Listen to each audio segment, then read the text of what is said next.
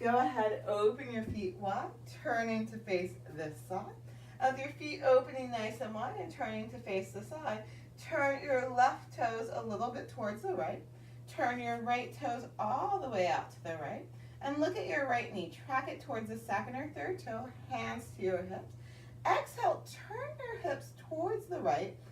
Then inhale, open your hips back to the left, but only as much as feels good for your hips.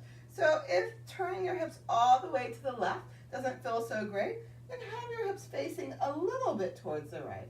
Then looking at that right knee, track it towards the second or third toe and stack it right on top of the ankle here. Pressing down to your hips, rising up to the spine. Exhale, lower the right forearm to the right leg. And then you can turn hips, belly, and chest to the sky and lift that left hand up to the sky. Or you can stretch the left arm alongside by the ear. Inner edge of the shoulder slides away from the ear. And feel a lift from the left arch all the way up out through your fingertips. And then inhale, coming all the way back up into standing. And then turning the right toes a little bit towards the left. Turn the left toes all the way to the left. Feel your hips. Have your hips facing as much towards the left as you need to, but the general directional movement is they're opening some towards the right. So yes, they're opening to the right, but you're not forcing them open. You're only opening them to the right as much as feels good for your body. Left knee tracks towards second, third toe, stacks on top of the ankle. Left forearm on the leg. And then here, with your chest and belly turning to the sky, hips again only opening as much as feels good for them. Lifting the right hand maybe up to the sky, maybe stretching the right arm alongside by the ear, feeling from your hips a connection into the feet, feeling from the low back, the spine, a stretch out, but finding space for your neck. Breathe. Inhale, coming all the way back up. Soften that right knee. Turn the left toes a little towards the right. Turn the right toes all the way to the right. Knee soft. Slide, wiggle, scoot that left foot back to standing at the top of the mat. Hands to your hips. Inhale, lengthen the spine long. Exhale, long spine, folding forward, bending the knees however much as you need to keep the spine long. Hands to legs or the floor. Inhale, maybe lifting the hips up. Exhale, folding down. And then if you can bend the knees to bring the hands to the ground enough to do that, you might from here walk back into a downward facing dog. But if that doesn't work for your body, you have some other options. A really nice option is to grab blocks and to step one leg back and then the other leg back. However you did this, or a chair, however you did this, after you walk your feet back, go ahead and come to all fours on the mat. And if your knees need extra cushion, just put a blanket or a pillow or something underneath your knees so you have a little bit of extra padding. And then with this extra padding underneath the knees, if you need it, go ahead, inhale and stretch the spine nice and long. Exhale, round the back, look at your navel. Inhale, arch the back, head and tailbone go up to the sky. Moving back and forth to the flow of your breath. Feeling the sensation through the spine. Feeling the shoulders moving on and off the back. Feeling your inner thigh muscles moving forward and back. And while you're here, the lines of the wrists are going in general straight across. Your hands are about shoulder distance width apart. And you're trying to shift the weight towards the finger side of your hands, a little out of your wrist. But if this still bothers your wrist, feel free to do fists or some alternative position. Then inhale, come to a nice neutral spine. Lower down to your elbows, elbows under the wrist. And in fact, if that bothers your wrist, you could also do elbows on the back for the pose elbows on the blocks for the pose we just did. But now coming all the way down to the floor. And then inhale, rounding the upper back. Exhale, softening the upper back.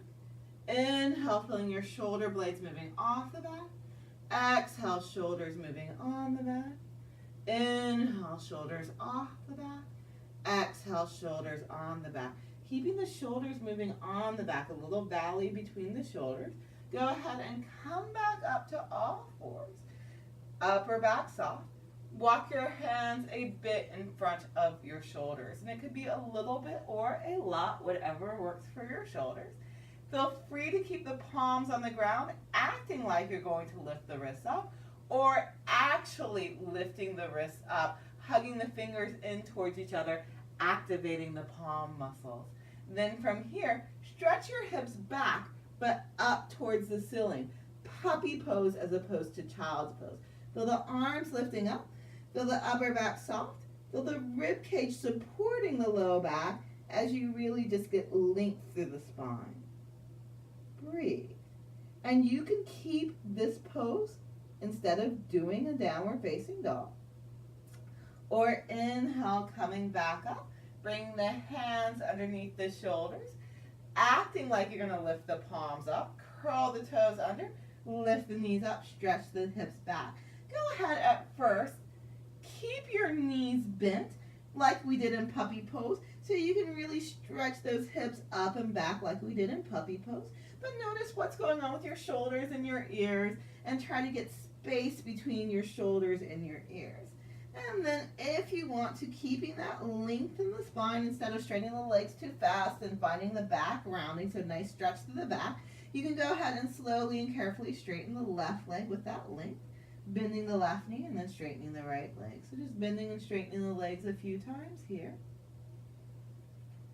Nice, full, deep breath. And then lowering back down to all fours, coming back to your hands and your knees. Pointing your toes here. Inhale, slide your hips forward, but move your shoulders back only as much as feels good for your low back. Exhale, hips back towards heels, rounding the back only as much as feels good for your knees. Inhale, modified up dog, hips forward, shoulders back. Exhale, hips back and round.